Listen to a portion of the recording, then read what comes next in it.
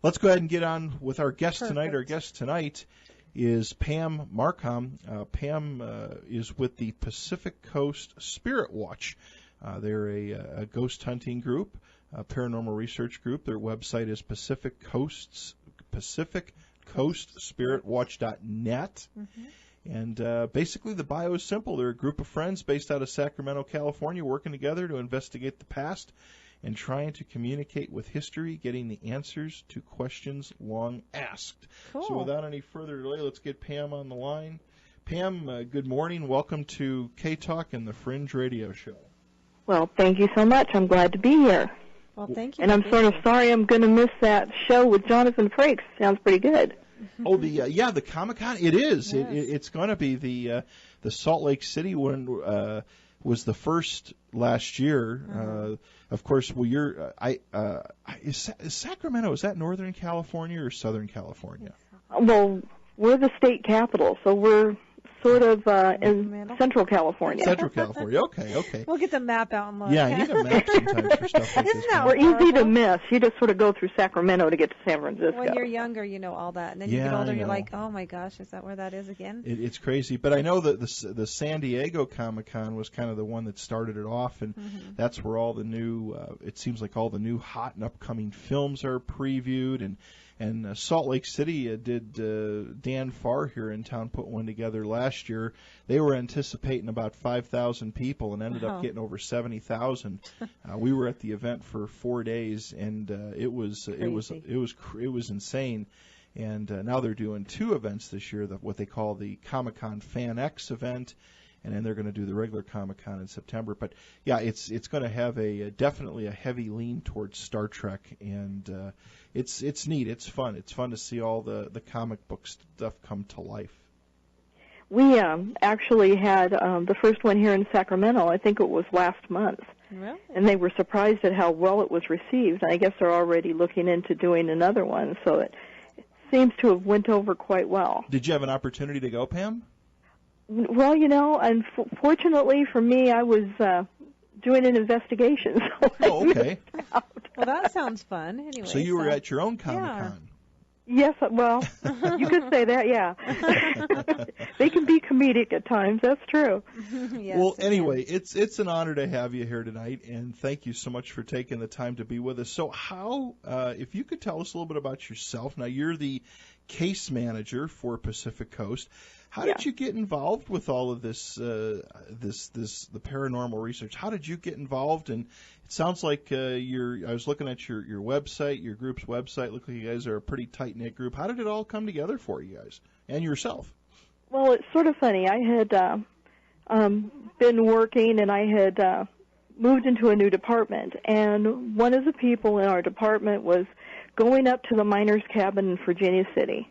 And I've always been really interested in that kind of thing, and they invited me along, and we actually spent the weekend in the miners' cabin, and I'm sure you guys have seen Ghost Adventures. Yes. And when they went to spend the night, they went running out of there in the middle of the night because it freaked them out so bad.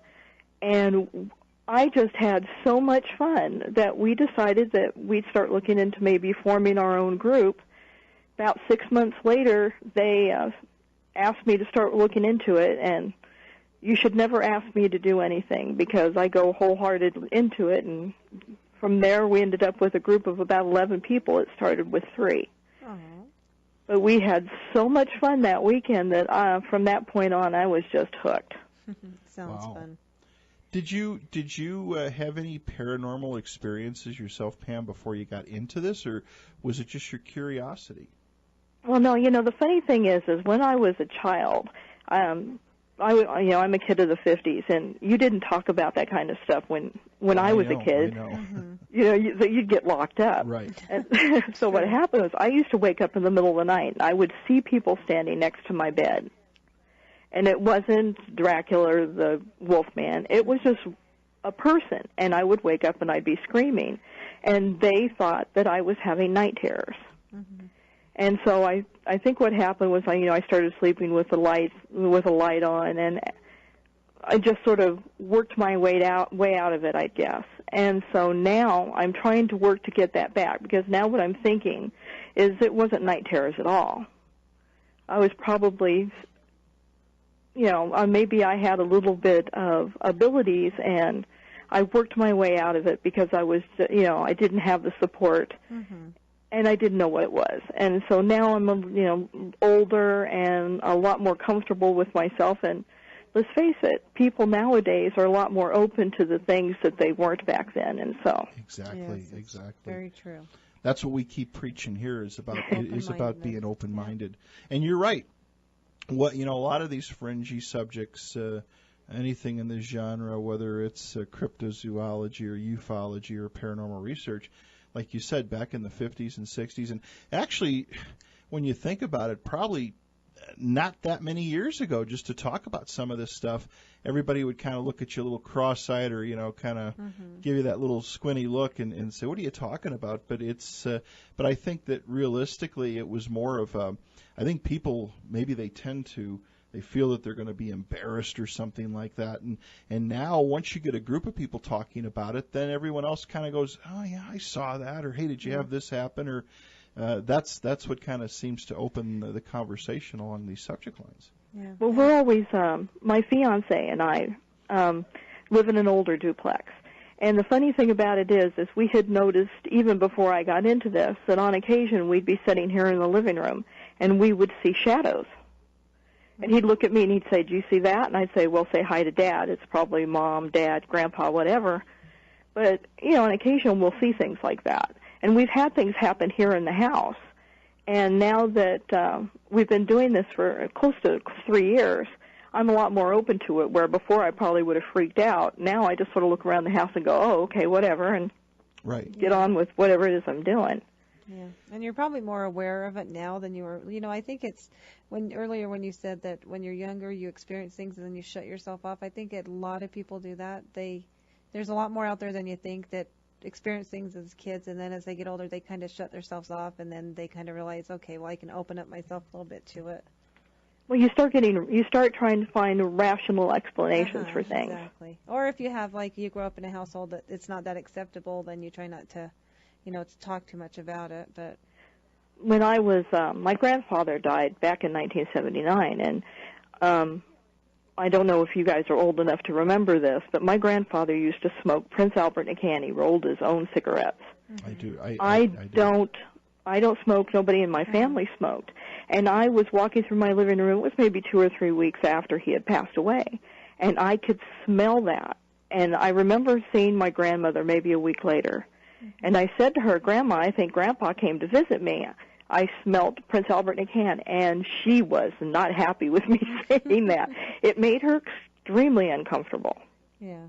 And so I learned from that point on, you don't discuss that kind of stuff with Grandma. Yeah, and it is kind of sad, but that when we were younger, that happened a lot. I think people are more acceptable now with their kids and try to understand a little more, you'd think, but it's crazy how times change like that. Oh, it's true. We're a lot more open now than we ever were. I mean, with your grandmother, well, obviously, by talking about that, was it just Pam? Was it the fear of the past or the memories of the past that got her angry? She probably just didn't. It might have been, or just the fact that her generation, you did not discuss that kind of stuff. And if somebody was having any kind of, let's say, paranormal, experiences, they thought there was something wrong with you, or it was connected to something evil. I think exactly. That's what I was going to say. I think they think. And so rather than deal, she just wanted to ignore it. And so from that point on, I just would never say, if I felt his presence anywhere near me, I would just not share that with her. Yeah, I think they're afraid of that. They don't know, and maybe they think it's, you're right. Well, yeah, because evil. It is true. It always, when you say that, you mention that, talking about stuff like this back at back in the earlier days, they tie it to something being, very demonic or devilish. Yeah. Right away. If it's something they can't explain, it's there's either good or bad, and obviously it's the bad. Now I'm older and a lot more open to things, and I like to tell people, and sometimes they don't like to hear it. Not that I'm 57 years years old right now, and so I'm heading on what I'd like to call the downhill slope. And I'm becoming much more aware of my mortality. Yeah. And I find it comforting to think that, that there is definitely something on the other side. Well, how many times have I said that?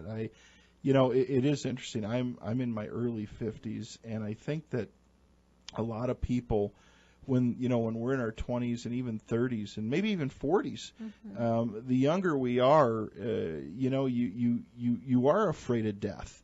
And I think the big fear a lot of people have, and the fear that I've always had, is that it's kind of, when the end comes, it's just darkness and blackness. But as you dig into these subjects and work with different people that have had different experiences, you find out, and you hope, I'll say hope because I haven't been there yet, you hope that there is something on the other side, or the next step, or the next dimension, or the next level. You hope something's there.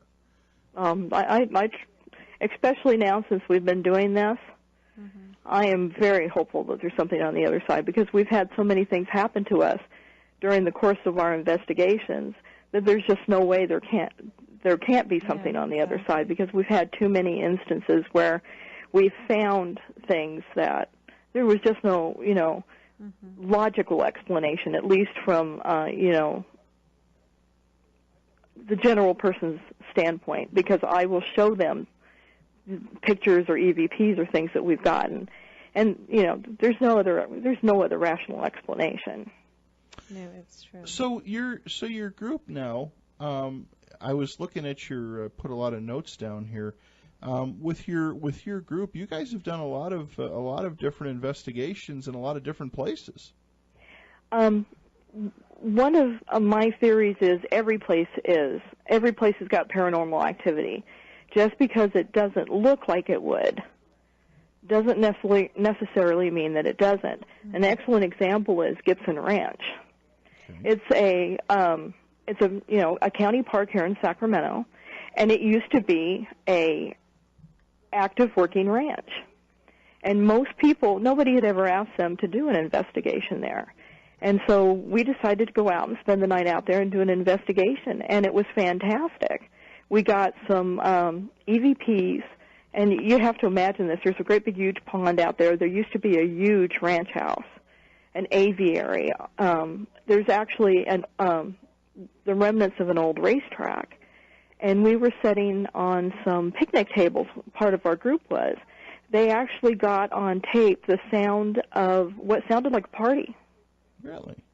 And there was nobody out there but us. It was, 1 o'clock at night, midnight, and 1, 2 o'clock in the midnight, and there's nobody out there.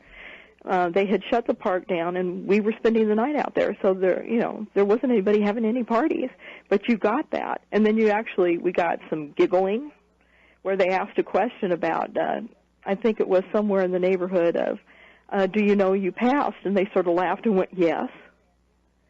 And most people would not think that if you went to a place like that, you'd get any type of activity. But my thought was, this was a working ranch. There were several generations of people who lived there, and possibly died, and they loved that area. So why wouldn't there be some type of, either intelligent or residual activity? That's cool. That even makes me more excited, especially if there's parties on the other side. Oh, God. Yes. We're having, and it might have been just residual in that it was, left over from, times past, but it was great. And then we actually had some interaction there. So that was probably our very first true investigation as a group. Well, now you talk about interaction. Were you able to? Were you having interaction with the people from the other side? You feel? When you're sitting at a picnic table and you're doing an EVP session, and you go back through an EVP session and you find that you get responses to questions, you're actually having a type of interaction with somebody, an entity that's actually there. 90% of the time, you're not going to know until you go through your evidence, which makes going through the evidence that much more fun. Yeah. Because you'll be, you're sitting there, and people like to look at me and say, you guys are sitting there and talking to yourselves. You think we're talking to ourselves. Right. What we're doing is we're communicating to somebody and waiting to see if we're going to get some type of response. And sometimes we do get, actual responses to the things that we say. Through reviewing the tapes, or have you actually had voice response? Audible? We, back in February, we went to Virginia City. Virginia City is probably one of the most haunted places in the United States. And what we had done was we were going to be spending the night at the Washoe Club. And one of our team members, Jackie Cleve, had gotten the keys to the KOP building. And nobody had ever investigated the KOP. So we went there during the day, and we did some preliminary shots, took pictures, and I had taken a picture of the bar. And I don't know whether the pictures are up on the website, but they are up on the Facebook page. And what happened was that night we went back. We're walking around and we're looking at things. We go back to the bar, and in the dust on the bar, something had written, "Get out." It wasn't there during the day because I'd taken a picture and there was no writing in the dust. And just as we were standing there looking at this in awe, one of the team members got a growl. We all heard it, and they got it on tape. Wow. And we sort of looked at each other and went, it says get out. It's growling, probably a good idea to make an exit. Very interesting. Mm-hmm. And so, it was a response to, we're not happy to have you here right now. And it was a distinct growl. It was, you're excited, and at the same time you're thinking to yourself going, maybe maybe we should go somewhere else right now. And, we decided as a team it was probably a good idea to make our exit because something definitely wasn't pleased. Now, going through, I've looked at your group, couple of your group's investigations. The USS Hornet. Oh, I love the Hornet. Why don't you tell us a little bit of the backstory of that battleship? Okay. And maybe some of the things that happened there. One of the things about the USS Hornet is probably, it was an active aircraft carrier for many years. I think it went through Korea, World War II, went through Vietnam, and then it was decommissioned. And what they did was they dry docked it at the Alameda Naval Station. The Hornet has probably had more suicides on it than any other ship. Really? Which is really amazing. And if you ever have an opportunity to visit the Hornet, it is just absolutely fantastic. You can go down into the bows of the ship and you can see the brig, you can go into the mess, you can go into the sick bay, and these are daytime tours. But also, during the once a month, they will do overnight tours. And so the team has went in there on, I think it's so far 3 occasions. We're going to be doing it again on May 31st. And every time we've ever went into the Hornet, we have always gotten excellent evidence. It's always just been fantastic to go to. If I could ask you, why so many suicides on that ship? Well, it's really hard to tell. They had one gentleman who hung himself in the Fossil. There's been, it could be that you have to remember that the average age of a sailor on a ship that type at that time was probably anywhere between 17 to 21. And they were out on the ship for months and months and months at a time. My father was on the USS Midway, and he would be gone for 6 months to 9 months on a cruise. That's a long time to be away from your family. Right. They're at war. They had one sailor who committed suicide who'd just gotten a Dear John letter. Wow. And so you've got all these emotions going on, and you've got no way, you're out in the middle of the sea.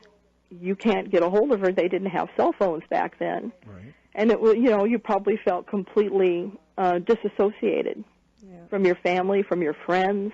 You had no way to get in contact with them. And so, maybe the way in which they decided to deal with that particular situation was to take their lives, unfortunately.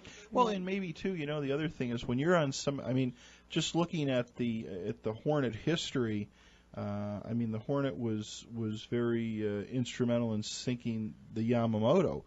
Yeah. A lot of people died. I've often wondered with some of these ships, and I didn't really take into account the suicide part. But some of these ships, call it what you want. It's kind of a ship of death, if you will. It launched mass destruction, and obviously, even though for the sake of our country, it put a lot of people to their grave. That's true. And I wonder if some of these people who sat there and think about it. Hey, yeah, we just had a big victory. We sunk a ship like the Yamamoto, but a couple thousand people just lost their lives. And you were a part of that. That's a lot. That's a lot to swallow, especially for young servicemen. Oh, sure. And they were very young. That would have been very hard for anybody of any age to be able to deal with, but particularly for someone who's, let's say, 17, 18 years old, probably, and back during Korea and World War II, maybe they'd never even left home before, and now they're thrust into this situation. Well, and the thing now, of course, is it seems more prevalent, Pam, that it's coming out as this PTSD, and a lot of our soldiers that are coming back from from Iraq and Iran and Afghanistan and what have you right now. And I'm not trying to, I don't want anyone to take this the wrong way, but I mean, it's military service. These people are dealing with some very horrific things. But I think the level of, what happened in World War II, even more so than Vietnam, the level of what was going on over there at that time, and nobody, back then PTSD was something that wasn't even talked about. Probably, if you got a little bit shaky or queasy or upset, you just have the rest of your teammates just beat the living hell out of you, tell you to shut up and go to sleep. You know what I'm saying? It's today our soldiers come back and there's a lot of help for them, but a lot of these people on these ships, there was no help. You were just in this big steel can. Right. Well, an excellent example of that. My fiance is a Vietnam vet, and he was wounded in Vietnam. He was hit by 3 hand grenades. Now, when I tell you that, I want you to, before I tell you what he's like, I want you to sort of visualize what you think that means. He was hit in both legs, both arms, and was also hit in his head. He has a fiberglass plate in his head.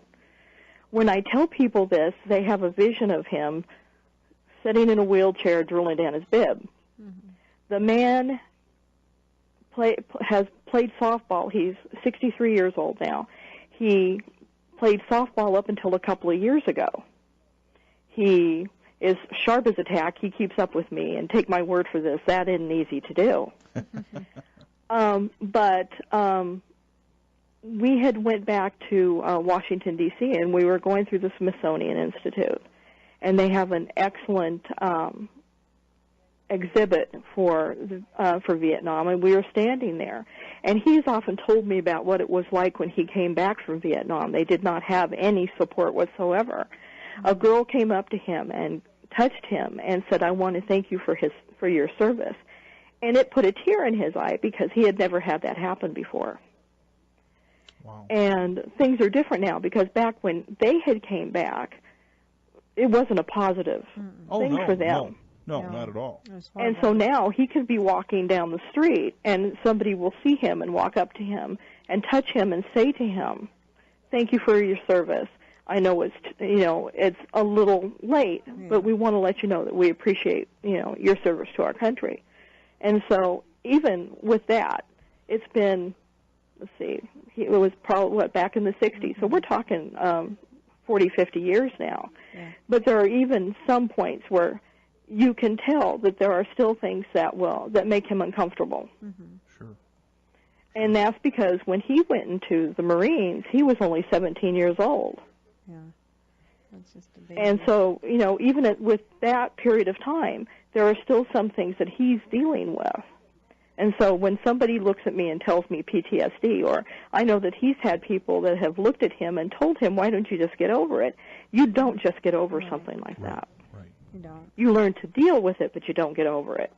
And I think, Pam, the level and the depth of it is more research is being done in these fields.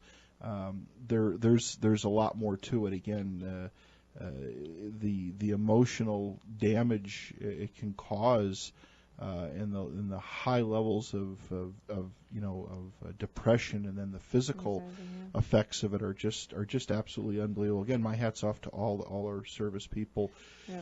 Like your fiance, people of World War II and Korea and everything. I mean, my hat. It's what they've done is you can never give enough thanks for it. But I guess what I was just saying is that at that time things were definitely a lot different than they are today. The help wasn't there, and I guess I could definitely understand some of the rationales of why people would take their own lives. Oh, sure. One of the things that it's sort of an interesting thing that goes along, with that. When we took our first trip to the Washoe Club, we were going to go spend the night up there, and what happened was, I don't know if you've ever seen pictures, but within the Washoe Club, the rooms are sort of interlinked. So you can walk from one room to another room and never hit the same room twice. It's really sort of interesting. It's almost like a maze. All right, everybody, welcome back to the Fringe Radio Show. Pam, thank you so much for giving up your evening and being here with us tonight.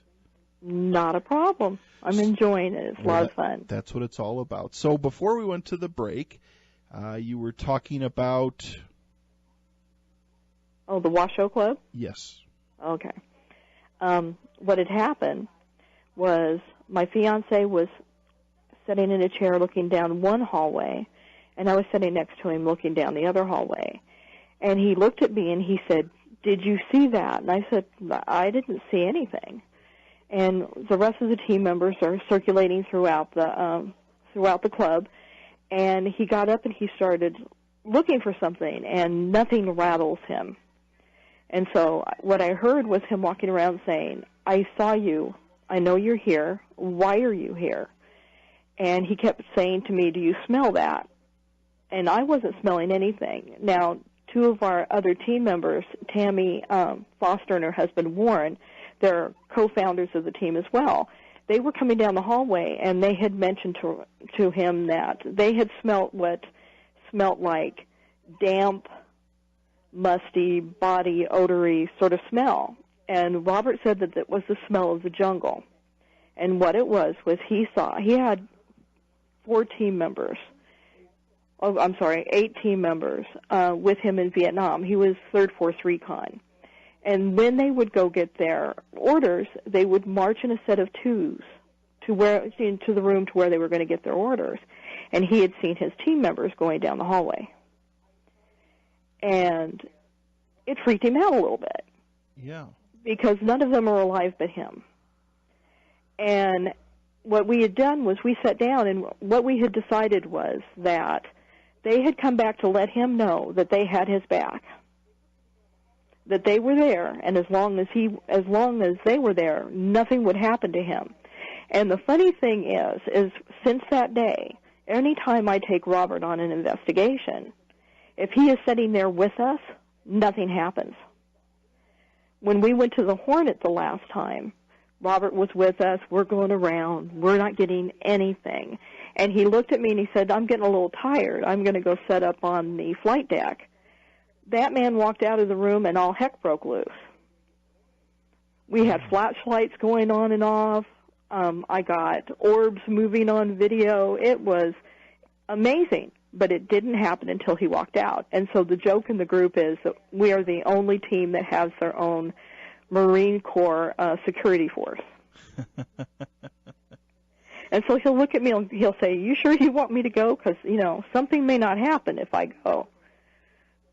Wow. But it was amazing because he saw them walking down the hallway. So it's a pretty active place. It is the first time we went, it was really active. We didn't get a whole lot this last time. We did get Michael Spiker, who is also one of the co-founders of our team. Matter of fact, he's the reason that the team got started in the first place. Had brought his girlfriend with him. His girlfriend's name is Tiffany, and she'd never been on an investigation before. And what happened was they were doing an EVP, and he actually got on tape her name. They were talking, and you hear the voice say, Tiffany. And so I was talking to him today, and he told me that now she's hooked. Wow. So she's going to be joining the team and going on a lot of investigations as well. So wow.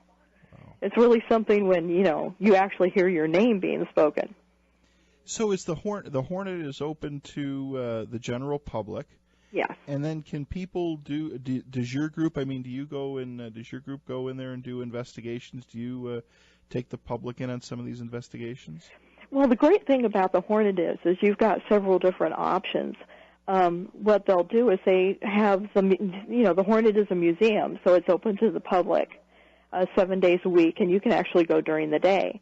They also have what are called flashlight tours, where you bring a flashlight and you have docents that will take you through certain times of the day into the bows of the ship. So you get to go into several different areas of the ship and do investigations with the docents. But once a month, they do what's called the overnight ghost tours. And you have to be at least 18 in order to do it.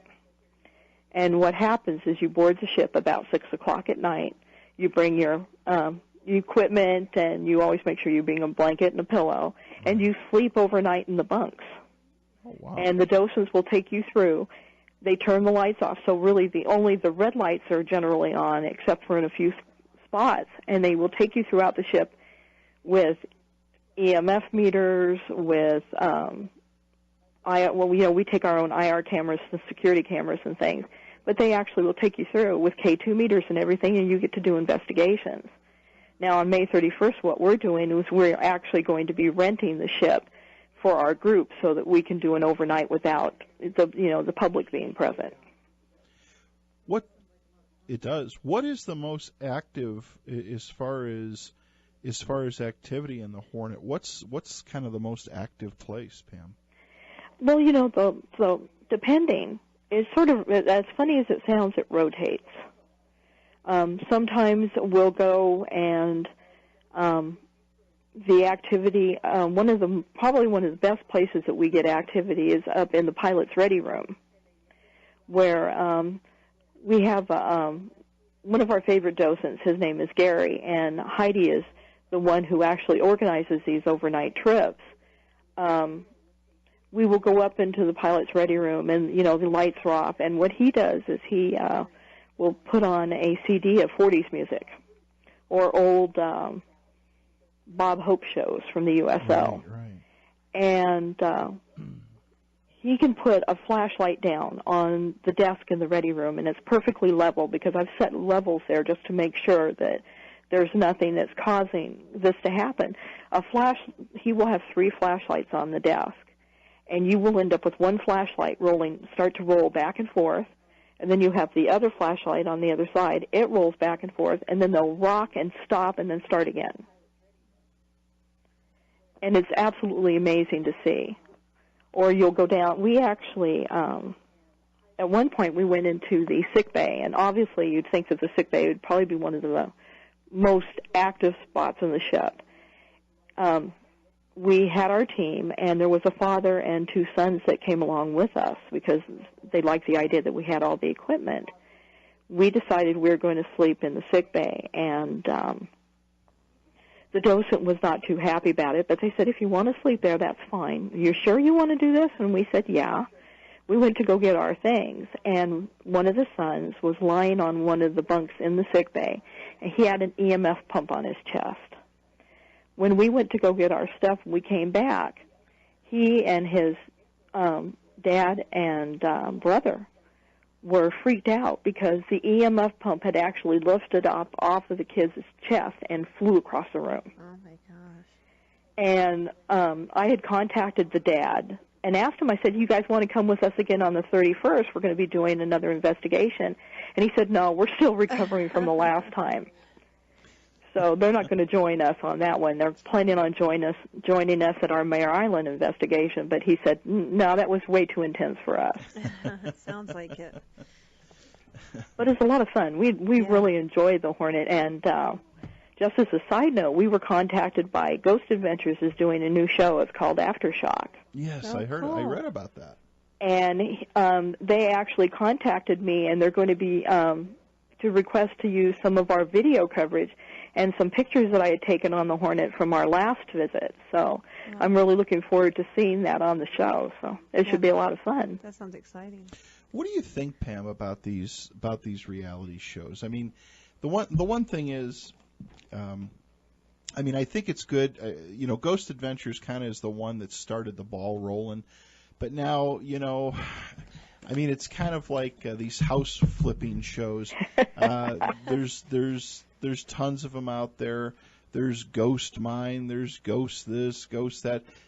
Do you think that it actually has kind of helped the education, or do you think that it's kind of made a mockery of some things and maybe it's kind of, I don't know, desensitized a little bit? I think it's both sides of the spectrum. I think that it's done a lot to add validity to the science aspect of it, because people are now a lot more aware of the idea that maybe there is something else out there.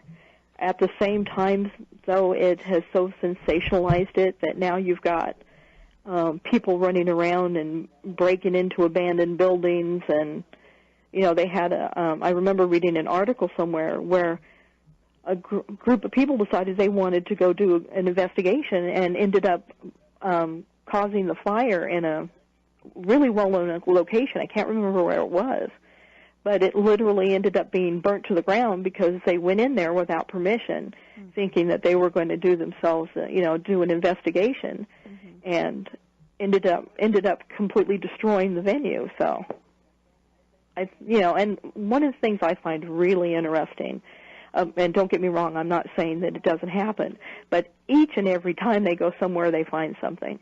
Yeah, yeah. And I haven't found that to be true. I like to think of paranormal investigation like fishing. Sometimes you'll throw the bait in there and you'll get absolutely nothing, and other times you'll throw the bait in and you'll bring home your limit. Exactly. Right. That's so But true. I find it really interesting that they, each and every week they find something. Well, because I'll be honest, we've never gone on a paranormal investigation. Well, we've a little bit of ourselves. A little but bit not- of our own stuff, but I mean, not we yet. we haven't. I mean, we don't actively go with any teams or groups. But and you probably would agree with this. A lot of people, a lot of different people that we've had on the program, say that some cases it can be pretty doggone boring. I mean, you can just sit there for hours and hours and hours and get nothing, and even all the work that has to take place when you bring back all the cameras and everything else, and you have to go through it all. And it can, like you said, it can be really boring, because when you've got, let's say, 8 hours of digital recordings to go through, you're sitting there listening to absolutely nothing, or to yourself talking. Right. And you may go through 8 hours and catch absolutely nothing. I'm not really good when it comes to EVPs. Now, Michael Spiker and Jackie Klebe seem to be EVP gurus. They're always picking up something. I'm not really good at doing that. I'm really good at getting video, and I'm good at taking pictures. So we all have our specialties, the things that we're best at. Sure. And so I will hand my digital recordings over to someone else and say, you guys look, because I just don't have the patience to listen to all this. But for the most part, I end up with absolutely nothing when it comes to the digital recording. What's your favorite thing to do in the investigations? And then we've got a news break coming up in about 2 minutes. I am a photographer. I love to walk around and take pictures. and see what I can get.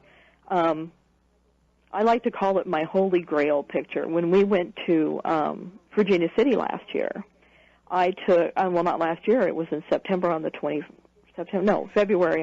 Mm-hmm. We went to a restaurant. It was called the Cafe del Rio, and had dinner, and Artie and her husband are the ones who own the place, and I said, can we go upstairs and take some pictures? She said, sure. I took a picture, and the first picture I took, it was in a meeting room that was upstairs. Absolutely nothing. And then the next thing I got was, it's an entity, you can see, it's a woman, you can see a hat, you can see a face. And I didn't see this until I got home. And I was absolutely stunned. And then I called Artie and I told her about it, and they'd had an iron worker that was working upstairs. And he kept saying that he kept seeing a woman entity, and he had wrote her name on the wall upstairs, and it says Margaret. And to me, that I need instant gratification. I got to tell you, I really am lousy at fishing. I either got to catch it or I don't. So what I end up doing is I will walk around these areas and take pictures. So that's my forte. I like to take pictures because I like to be able to see something. Get the results.